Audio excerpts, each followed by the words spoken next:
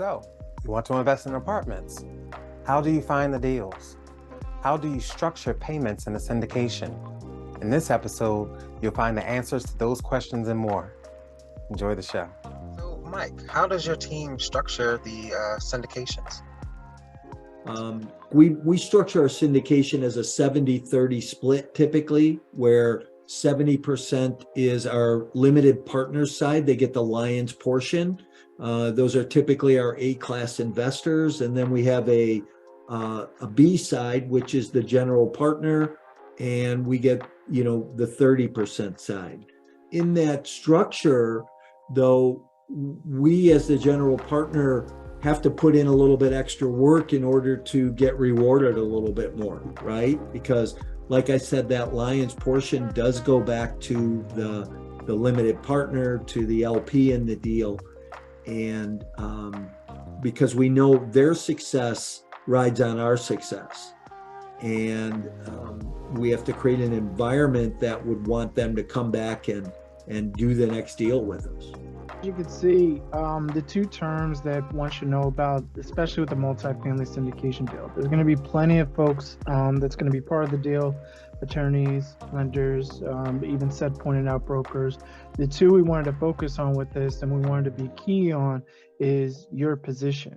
Are you coming in as a limited partner, or are you coming in as a general partner? General partner is typically somebody who's compensated for controlling the company's day-to-day operations. So to simplify that, the active investor compared to the limited partner who has just purchased shares or is putting money up or has helped raise funding for a portion of the investment, but is not involved in the day-to-day business. With that being said, an inactive person. We're going to get back into it. What asset classes are you currently investing in? That's a great question. We know that in the multifamily bucket, there's a number of asset classes. There's senior housing, student housing, medical, self-storage, mobile homes, RV parks today, and multifamily. I'm a multifamily guy. I like market rate rent, workforce housing. I don't like tax credit deals. I don't like bond deals. I don't like affordable housing. I think there's too much hair. I'm a guy that wants to raise my rent when I want to raise it and turn my tenants. So I like B-class product, upper C-class product, 1980s and newer, 2 to 3 story garden style units in prime markets that we look at population, job growth, and household income growth. And I want to see those 3 things trending positively to be in that market, to even look at a deal. I have a very clear buying strategy, and it's all based around that market rate rent, workforce housing, BC deals, 2 to 3 story garden style buildings, pitched roofs. I like to be 150 units or more in what we're looking at right now. Although I do believe that there's a lot of opportunity in the 20, 40, 60 unit space, that we'll probably see more of that than we do in the bigger stuff in the short run here this year. Mike just gave some awesome information. When you reach out to brokers, you don't want to just say, hey, do you have any good deals? You want to be specific with your request. You want to say that you're looking for workforce housing, C-class or B-class products, 1980 and newer, 2 to 3 story garden style apartments in prime markets. The more specific you are, the better the broker will be able to assist you. When performing your due diligence, look into population and household income and job growth. These things will let you know if the deal is in an emerging market. In the next clip, Mike will talk about strategies for finding these deals. Okay, so Mike, what are a few of the proven strategies that you use to source on and off market deals? So the on market deals, we build those relationships with brokers like I talked about earlier. So I have an underwriter that I work very closely with, and he and I have a number of relationships. We use some of the other online platforms like Crexy and apartmentbuilders.com, those platforms where we can be put our buying strategy in, and we get those deals that show up on our, in our inbox every day, every week.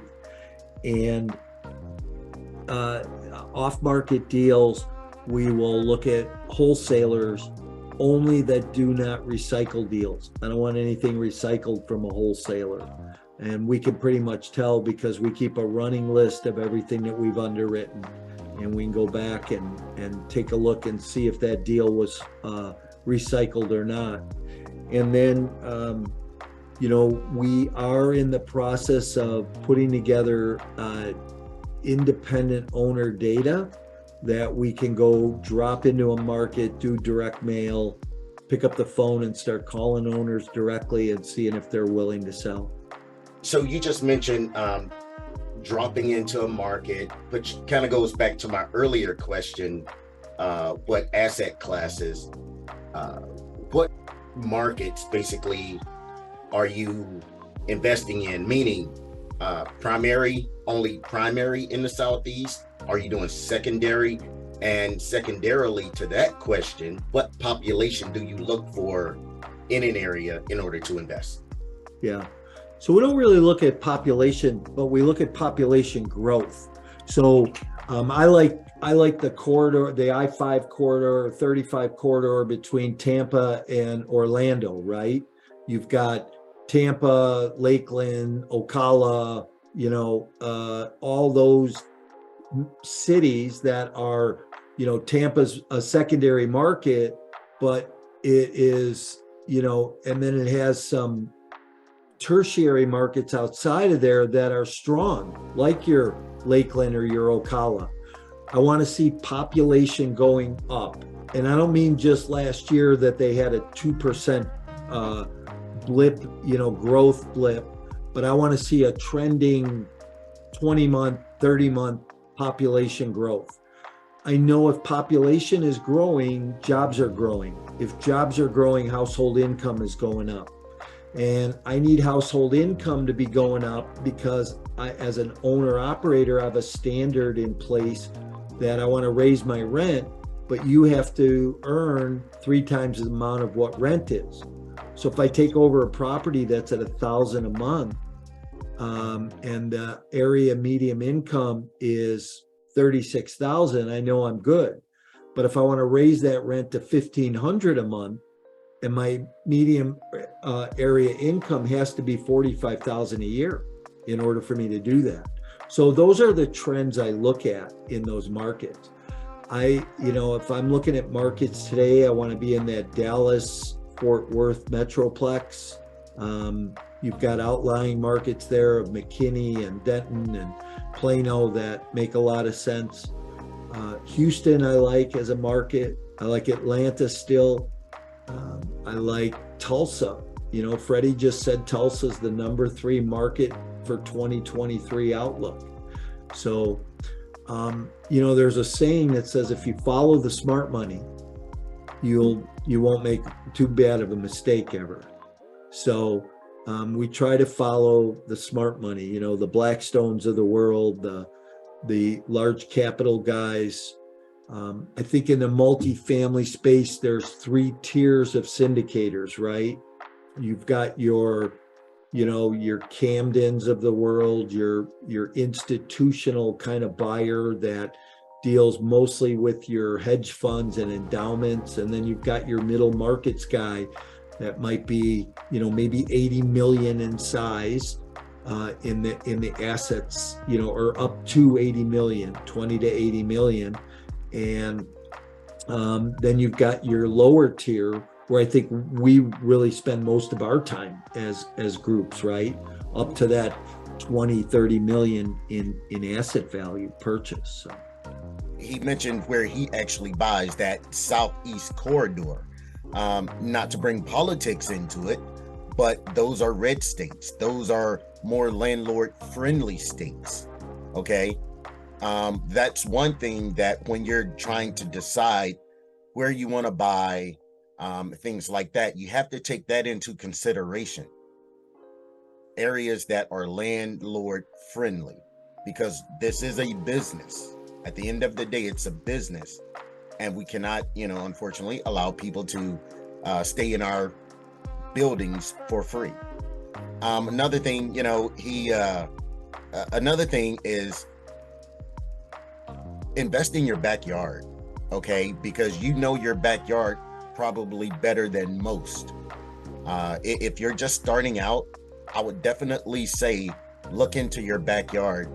You decide to invest outside of your backyard or in a different state, make sure that you have relationships there, and the relationships are family members that can give you a little bit of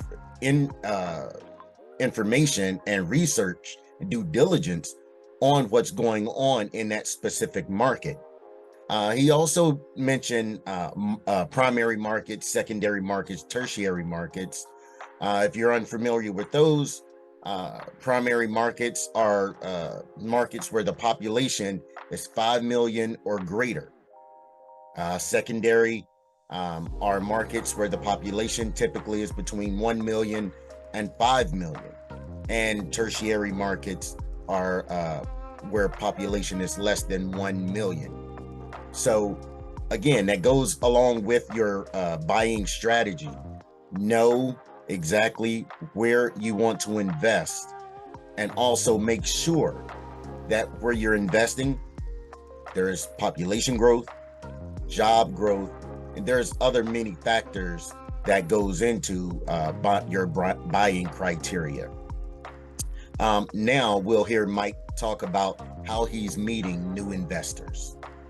Okay. So how are you meeting new investors? I do a lot of networking. I love to public speak. So I've been out doing a lot of real estate investment seminars. And when I network, though, I don't go to just real estate events. I will go to other networking events for other industries and things like that. And just, you got to work the room. So you got to go up and introduce yourself to people and talk to people and find out who they are and what they do. And, there's a great acronym, right? It's FORD, Ford. You talk to people about family, about their occupation, about the recreation that they like, and what are the dreams in their life. And if you keep that in mind in any conversation that you're in with someone, you can lead them to the real estate investing conversation. And is that something that they do or like to do?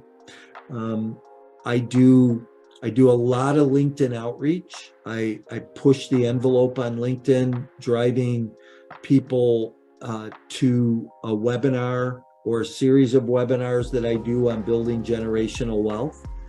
And then that captures names, emails, and phone numbers. I build my database and I make a bunch of phone calls. I know that it's important for us to have a strong team around us in order to be successful in this business. Could you tell us a little bit about your team? So I really think you got to figure out what you're good at and go find people that are better at the other stuff. I'm not a detail-oriented guy. I specialize, my skill set is in underwriting and sourcing deals, building relationships and raising capital. That's my skill set.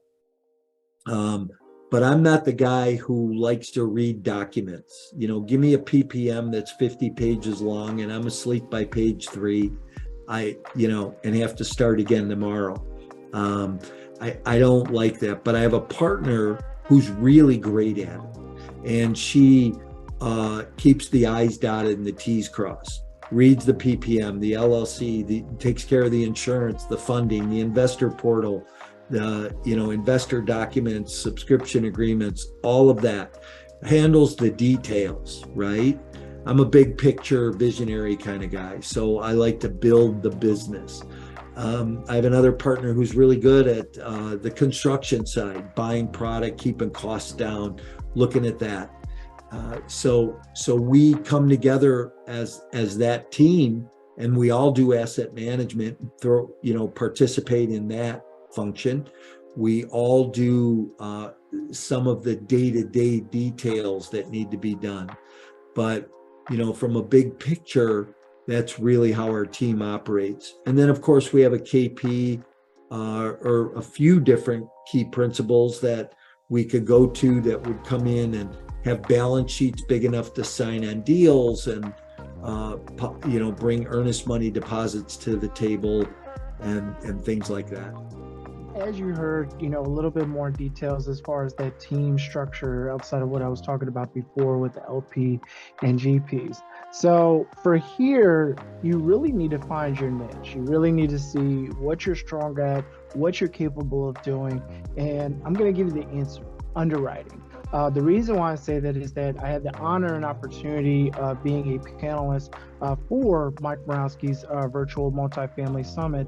And the two other panelists that I was working with, who are currently over 10 million in assets under management, that's what their focus was. So getting started, I'm not saying that you got to be an expert in it, but it's definitely something that you want to take more consideration on as you're going through the process. And there's plenty of free information that's out there, even including on mycoreintentions.com, which is Mike Morawski's website. So, Mike, with all this knowledge that you have, do you have a coaching program? And if so, how can people find out more about it? Sure. Thanks for asking. I do have a coaching program. I have, I have a group coaching program that meets once a week. And I typically, I go through about 25 different topics. Everything from goal setting to building a buying strategy, finding deals, sourcing them, underwriting them, doing the exit planning, the construction planning. We go through all of the fundamentals that are involved in multifamily.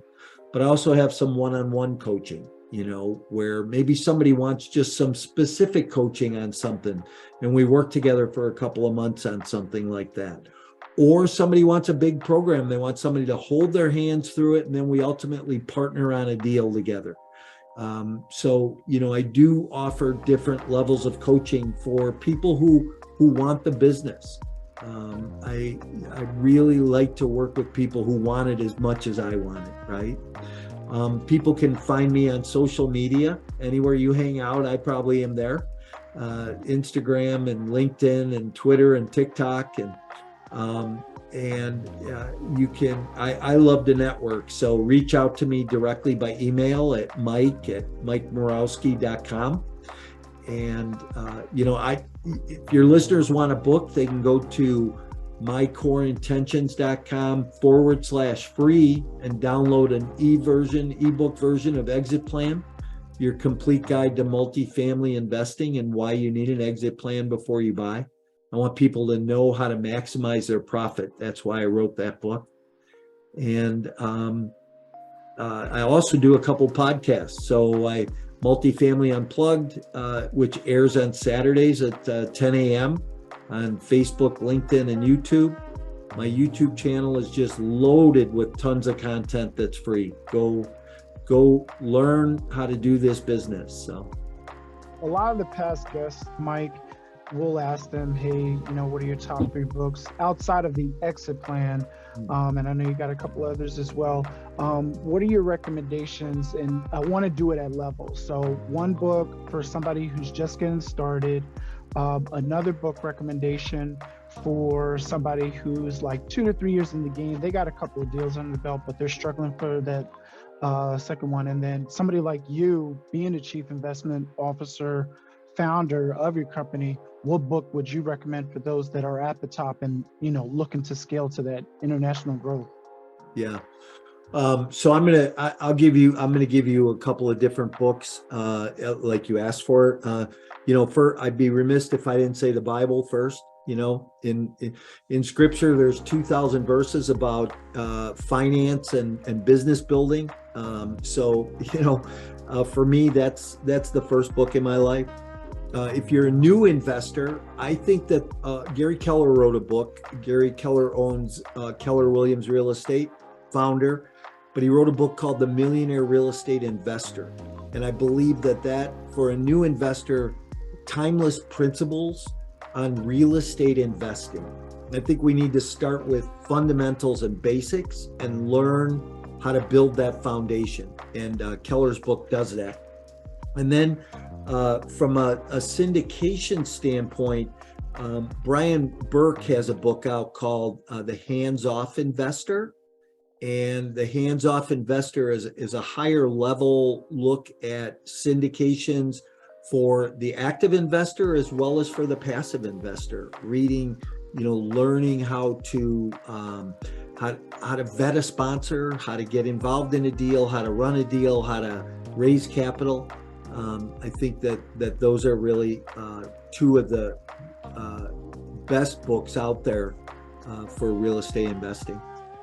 Thanks so much, Mike. Appreciate that. One thing I did want to notate, and Mike Morawski, as you can tell, very humble, amazing individual.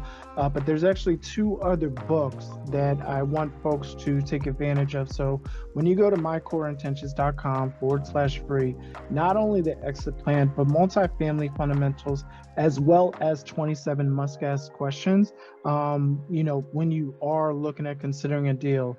And it's very simple, ladies and gentlemen. All you need to do is put in your first name, your last name, a phone number, email address, check off all three, and hit submit. Shortly thereafter, you will get the PDF version of said books that you could pretty much start. But to have those added resources, I highly recommend scheduling a call with Mike Morawski. I highly recommend scheduling a call with us as well. And the best way to do that is go to bb4ai.com and click on contact us. Once we get an email, we'll be able to set up some time that works for your schedule, so that way we come together and collaborate. And somebody in your position, you've got the company running, you've got deals coming in left and right. What's on your current reading list, if you will? So I just read a book by Tim Grover.